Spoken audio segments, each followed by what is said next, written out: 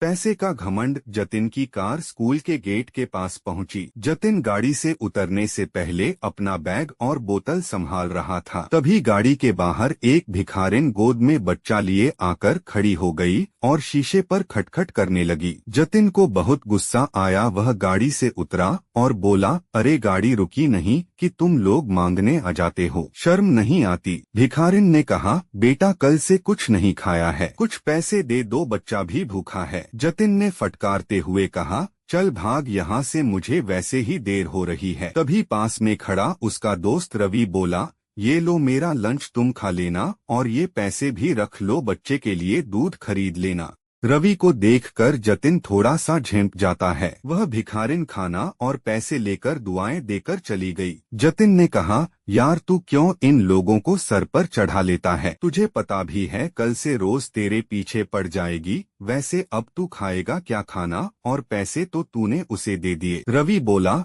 हम जिस लायक हैं हमें औरों की मदद करनी चाहिए। आज का लंच तेरे टिफिन में से खा लूंगा, क्यों नहीं ख्याल आएगा क्या? यह सुनकर जतिन जोर से हंस पड़ा। उसे देखकर रवि भी हंस पड़ा। फिर दोनों अपनी क्लास की ओर बढ़ गए। अगले दिन से रवि ज्यादा खाना लाने लगा और उस भिखारिन को देने लगा। जतिन को यह सब पसंद नहीं था। एक दिन उसने रवि से फिर बात की, यार तेरे पर पैसे फालतू हैं क्या जो इन लोगों पर लुटाता रहता है? रवि बोला, मेरे पास तो इतने पैसे नहीं हैं, लेकिन अच्छे काम के लिए कभी पीछे नहीं हटना चाहिए। मैंने अपनी माँ को सारी बात बताई, अब वो उसके लिए अलग से खाना बना देती हैं, साथ ही बच्चे के लिए भी कुछ न कुछ भेज देती हैं। अब तो इनसे एक रिश्ता सा हो गया है। मेरी बात मान, एक बार तू भी किसी की मदद करके देख, तुझे कितना मजा आएगा। जतिन कहता है, मेरे पापा कहते हैं कि हमारी मेहनत का पैसा हम किसी पर क्या लुटाएं। मेरे परिवार में कोई भी दाना वगैरह नहीं करता है,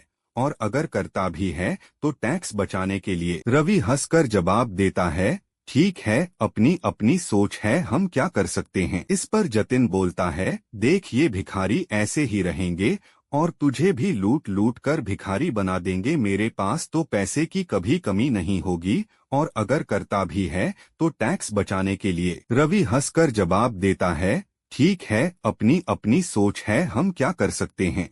इस पर जतिन बोलता है, देख ये भिखारी ऐसे ही रहेंगे और तुझे भी लूट लूट कर भिखारी बना देंगे। मेरे पास तो पैसे की कभी कमी नहीं होगी, पर तेरा भविष्य मुझे खतरे में दिखाई दे रहा है। रवि कहता है, एक काम करते हैं, कॉलेज खत्म होने के बाद एक बार यहीं मिलने आएंगे, फिर बताएंगे कि कौन कहां तक पहुंचा। जतिन रवि से मिलने का वादा कर लेता है। कुछ ही सालों में दोनों दोस्त अलग अलग कॉलेज में एडमिशन ले लेते हैं और अपनी पढ़ाई में लग जाते हैं। कॉलेज के बाद दोनों बिछुड़ जाते हैं। एक दिन जतिन अपने स्कूल के सामने से गुजर रहा था। तभी उसने देखा कि स्कूल के पास ही एक छोटी सी दुकान है, बच्चों के खाने पीने का सामान बेचने की। उस पर एक छोटा सा लड़का और उसकी माँ बैठे थे। जतिन पहचान गया कि ये तो वही भिखारिन है जिसे रवि अक्सर पैसे दिया करता था। उन्हें देखकर उसे रवि की याद आ गई, लेकिन वह उसे कहाँ ढूंढे। कुछ ही देर में वो अपने ऑफिस पहुँच जाता है। ऑफिस में उसका मैनेजर जतिन से मीटिंग करता है। सर, आपके पापा के जाने के बाद पूरा बिजनेस ही बैठ गया। एक गलत साइट पर बिल्डिंग बनाकर सारा पैसा डूब गया। अब एक प्रोजेक्ट है, अगर यह हमें मिल जाए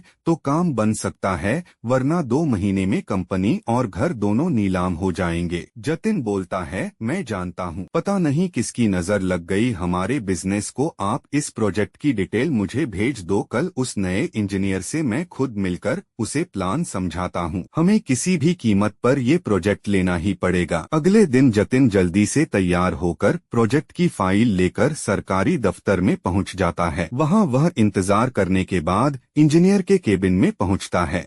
जतिन बोलता है, सर ये प्रोजेक्ट रिपोर्ट देखिए, हमसे अच्छी बिल्डिंग कोई नहीं बना सकता, एक बार देख तो लीजिए सर। तभी वह गौर से देखता है, यह तो उसका दोस्त रवि था। उसे देखकर जतिन बहुत खुश होता है। रवि भी सीट से उठकर उससे गले मिलता है। जतिन कहता है, अब तो मुझे कोई चिंता नहीं है, तू है तो मेरा सारा काम हो जाएगा। यह सुनकर रवि कहता है, जतिन ये प्रोजेक्ट मैं तेरी कंपनी को नहीं दे सकता हूँ। तेरी कंपनी ने जो बेईमानी से गलत जगह बिल्डिंग बनाई उससे तुम्हारी रेपुटेशन खराब हो चुकी है। मैं तो क्या इस शहर में तुम्हें कोई भी प्रोजेक्ट नहीं मिलेगा। यह सुनकर जतिन रवि के पैर पकड़ लेता है। यार ऐसा मत बोल, मैं सड़क पर आ जाऊंगा। तुझे देखकर मुझे एक उम्मीद बंधी है। अगर ये प्रोजेक्ट न मिला तो मैं बर्बाद हो जाऊंगा। रवि जतिन से कहता है चल मेरे साथ। वह जतिन को लेकर उसी स्कूल के सामने पहुंच जाता है। वहां जाकर रवि कहता है पहचानता है इस औरत को जिसे तूने कभी भीख नहीं दी, हमेशा फटकार देता था। मैंने इसकी थोड़ी सी मदद की और आज ये दुकान पर सामान बेचकर अपनी रोजी रोटी चला रही है। कोई मजबूरी में भीख मांगता है तो हमें उसका मजाक नहीं उड़ाना चाहिए। आज देख भीख तो तू भी मुझसे मांग रहा है, इसमें और तुझमें क्या फर्क रह गया। मैं तुझे नीचा नहीं दिखा रहा, लेकिन तूने सिर्फ पैसा कमाया, दुआ नहीं, आज वह भी तेरे पास नहीं है। जिस पैसे पर तू घमंड कर रहा था आज उसी ने तुझे बर्बाद कर दिया।